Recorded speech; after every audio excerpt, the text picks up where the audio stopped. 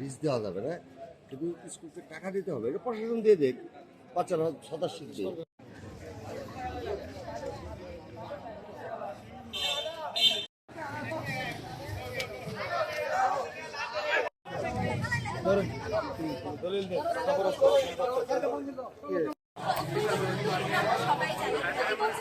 আমরা দেখতে পাই বন্যার সময় বা বিভিন্ন সময়ে পানিতে ডুবে অনেক শিশু মারা যায়।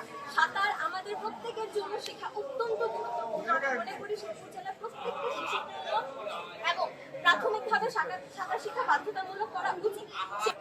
ইতোমধ্যে অনেকজন ন্যাশনালে সাঁতার কাটার মানে সুযোগ পেয়েছে এবং বিকেএসপিতে 2 জন শিক্ষার্থী চান্স পেয়েছে এবং আমি আশা করি আগামীতে যদি এই সাঁতার শিক্ষার ব্যবস্থাটা মানে বজায় থাকে তাহলে আরো অনেক মানুষ চান্স পাবে।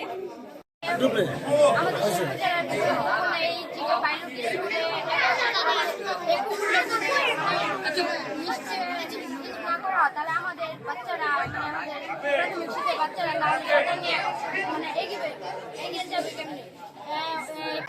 শিশুদের এই আন্দোলনের সাথে শেরপুর প্রেস ক্লাব একাত্মতা প্রকাশ করছে। শিশুদের বিকাশের জন্য খেলাধুলা সাঁতার খুবই প্রয়োজন, যেহেতু রাষ্ট্রীয়ভাবে এই ব্যবস্থা আমাদের শেরপুরে নেই।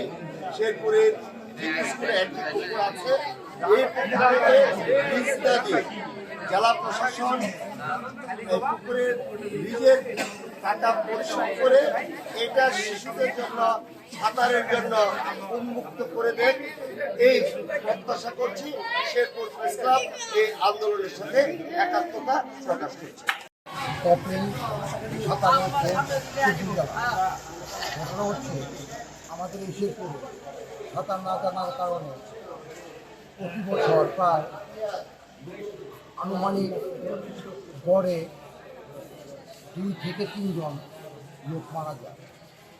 গত বন্যাতে ঝিনাইগাতি আর নালিতাবাড়িতে 28 জন মৃত্যুর সংখ্যা।